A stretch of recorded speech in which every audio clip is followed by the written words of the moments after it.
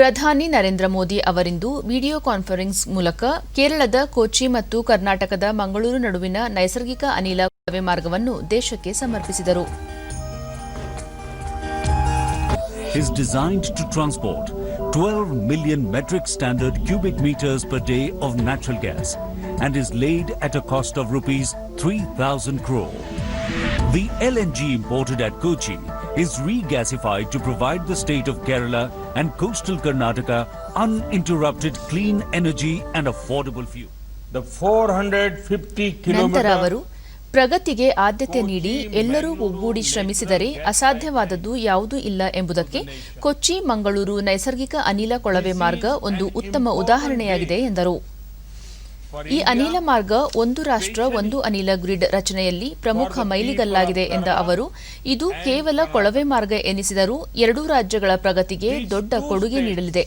ಈ ಯೋಜನೆಯಿಂದ 12 ಮಹತ್ವದ ಪ್ರಯೋಜನಗಳಿವೆ ಎಂದು ಹೇಳಿದರು.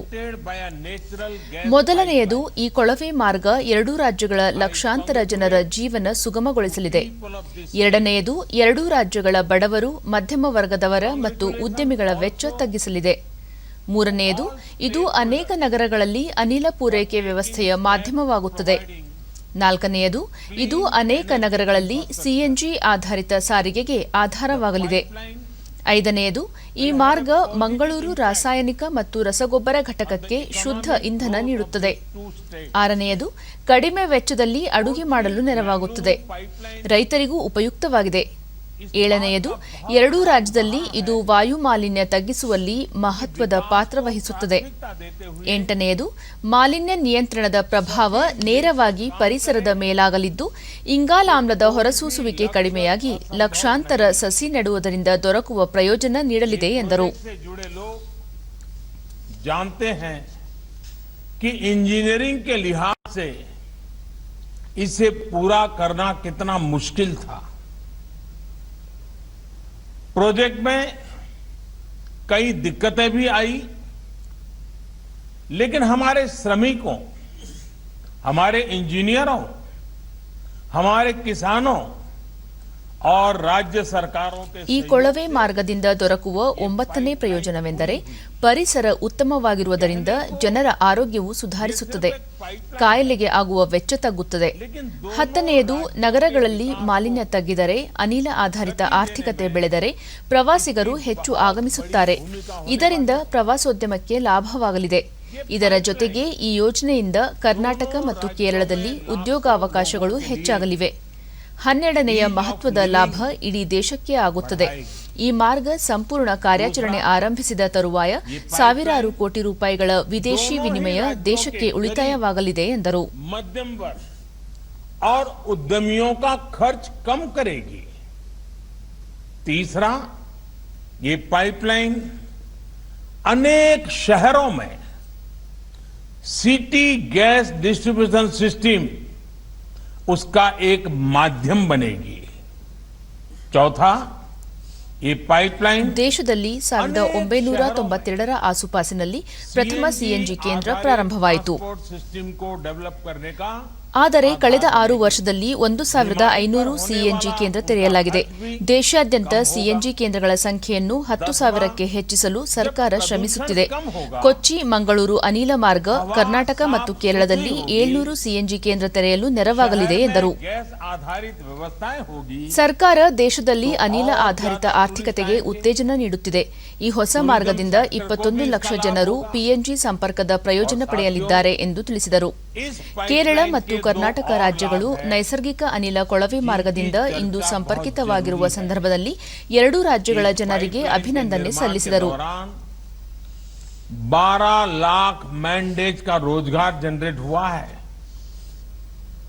पाइपलाइन के शुरू होने के बाद भी रोजगार और स्वरोजगार का एक नया इकोसिस्टम केरला और कर्नाटका में बहुत तेजी से विकसित होगा. फर्टिलाइजर उद्योग हो, पेट्रोकेमिकल उद्योग हो, बिजली उद्योग हो, हर उद्योग इससे लाभ लेगा और रोजगार के अवसर बनेंगे. 900 से ज्यादा नहीं थी, 900 से ज्यादा नहीं थी, जबकि पिछले 6 वर्षों में 1500 के करीब नए सीएनजी स्टेशन शुरू हुए हैं। अब सरकार इस लक्ष्य पर काम कर रही है कि देश भर में सीएनजी स्टेशनों की संख्या को 10,000 तक पहुंचाया जाए। अभी जो ये पाइपलाइन कमीशन हुई है, ये भी केरला और कर्नाटका के अनेक शहरों में 700 सीएनजी स्टेशन खोलने में मदद करेगी। साथियों, एक और दिलचस्प आंकड़ा है पीएनजी कनेक्शन का। रसोई में पाइप से जो गैस पहुंचाई जाती है उसका। Today is a historic day. ಇದಕ್ಕೂ ಮುನ್ನ ಪೆಟ್ರೋಲಿಯಂ ಮತ್ತು ನೈಸರ್ಗಿಕ ಅನಿಲ ಖಾತೆ ಸಚಿವ ಧರ್ಮೇಂದ್ರ ಪ್ರಧಾನ್ 450 ಕಿಲೋಮೀಟರ್ ಉದ್ದದ ಕೇರಳ ಕರ್ನಾಟಕ ಅನಿಲ ಕೊಳವೆ ಮಾರ್ಗ ಲೋಕಾರ್ಪಣೆ ಒಂದು ಐತಿಹಾಸಿಕ ಕ್ಷಣವಾಗಿದೆ ಎಂದರು. ಒಟ್ಟು 3,000 ಕೋಟಿ ರೂಪಾಯಿ ವೆಚ್ಚದ ಯೋಜನೆಯ ಕಾಮಗಾರಿ ನಿರ್ಮಾಣವು 12 ಲಕ್ಷ ಮಾನವ ದಿನಗಳ ಉದ್ಯೋಗವನ್ನು ಸೃಷ್ಟಿಸಿತು ಎಂದರು. 2014ರಲ್ಲಿ ಅಧಿಕಾರ ವಹಿಸಿಕೊಂಡ ದಿನದಿಂದಲೂ ಯೋಜನೆಯ ಬಗ್ಗೆ ಕಾಳಜಿ ವಹಿಸಿದ ಪ್ರಧಾನಿಯವರ ಆಸಕ್ತಿಯ ಫಲವಾಗಿ ಯೋಜನೆ ಇಂದು ಕಾರ್ಯಗತವಾಗಿದೆ ಎಂದರು. ಯೋಜನೆಯ ಸಾಕಾರಕ್ಕೆ ಬೆಂಬಲ ನೀಡಿದ ಎರಡೂ ರಾಜ್ಯಗಳ ಸರ್ಕಾರಕ್ಕೆ ಮತ್ತು ಮುಖ್ಯಮಂತ್ರಿಗಳಿಗೆ ಧನ್ಯವಾದ ಅರ್ಪಿಸಿದ ಧರ್ಮೇಂದ್ರ ಪ್ರಧಾನ್, ಇದು ಒಕ್ಕೂಟ ವ್ಯವಸ್ಥೆಗೆ ಒಂದು ಉತ್ತಮ ಉದಾಹರಣೆ ಎಂದರು. Tireless effort and unflagged initiatives. Today, the project has seized the light of the day. I am very much grateful and obliged to Honorable Prime Minister for participating and given consent to dedicate this project.